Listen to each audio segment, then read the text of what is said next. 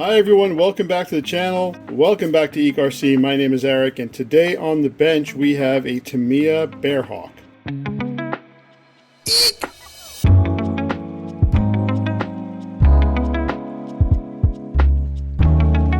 So the Bear Hawk is on the Falcon chassis, and you look at it, it looks kind of unique, right? It doesn't look like anything else. It does have a driver figure in there, and it has the little roll cage. This is not polycarbonate. This is a hard plastic body. They never re-released this kit. You can see it's got red pogo shocks. It does not have oil-filled shocks. And it looks very unique, right? It does not look like anything else that they have, right? Well, until you take this body off. It's essentially the same as this, the Stadium Blitzer. Now, it doesn't look anything like a Stadium Blitzer. When I take this off, well, exactly the same. Before we look at that anymore, let's talk a little more about the Bear Hawk.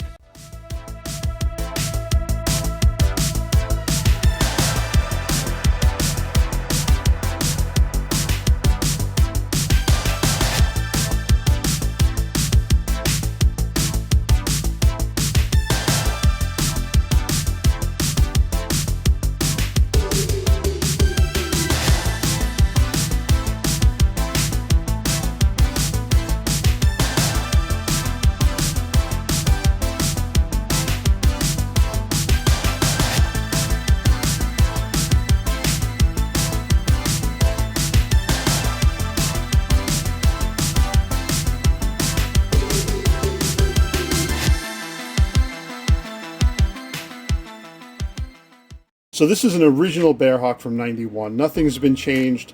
You know, the original tires, which these are the exact same tires as a Madcap, a Saint Dragon, the Astute, and this Bear Hawk. Those are the only 4 cars that had these tires, and unfortunately these are impossible to find. So these still have some spikes on them and are not in terrible shape. These are going to come off because this is going to be a runner, and I'm just going to put these aside and save them in case I want to make this a shelf queen, and I'll just clean them up really good. But you can also see it's got the same shocks as the Madcap had. Sorry, the Saint Dragon. It's got the red friction shocks. These either were not built properly or they're just super old, so they just don't work. It takes them like a year and a day to come back up. Same thing with the front. And these, I can guarantee you, these were never built properly because there's a lot of scrapes on the bottom of this thing. So as you can see, it still has the original manual speed control and the extra servo. Everything is still in place. It does work. The gearbox runs smooth. This is an original Mabuchi 540 motor. It has the original tires. There are no flat spots on the tires. Nothing is cracked. And as far as I can tell, I don't see anything wrong with this other than the shocks not being built properly. All the hardware is there, and it's a little scraped up, but that's about it. This is a completely original Bear Hawk. All right, so let's put them side by side here. Hopefully you guys can see that. The obvious, right? You got bigger wheels and tires. Now this is a re-release, so it's gonna have, you know, different turnbuckle ends, as you can see.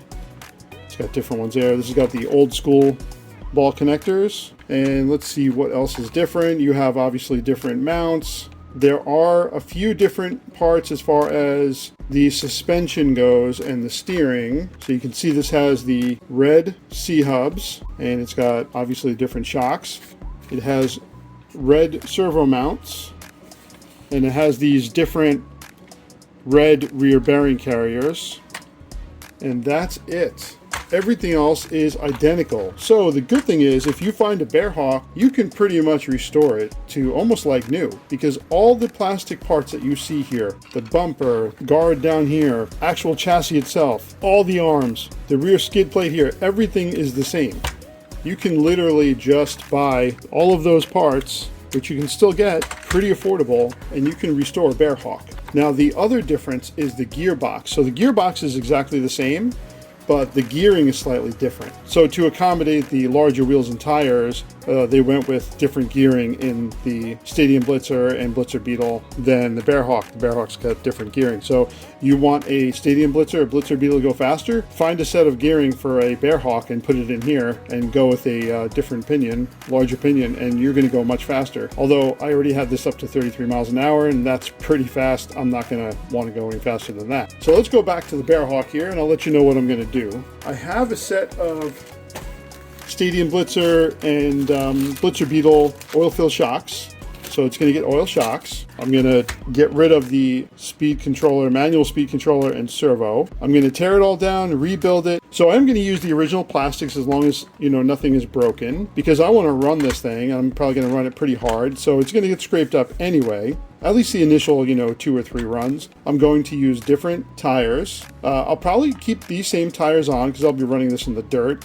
So I'll probably keep these original tires on, and it is still grippy and soft. And they're worn a little bit, but I don't want to make this thing perfect just yet. I want to run it. I'll probably put a little better motor in it. I do have a Technigold motor I can throw in there, or I was thinking about putting the Super Touring motor in this and seeing how fast I can get this to run. But I'm not quite sure yet. That's kind of up in the air, but I have plenty of options.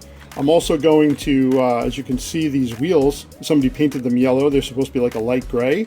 So I'm going to go and dunk these in some super clean and let it do its thing and get all of the yellow paint off and try to get these back to original. I did order a set of decals.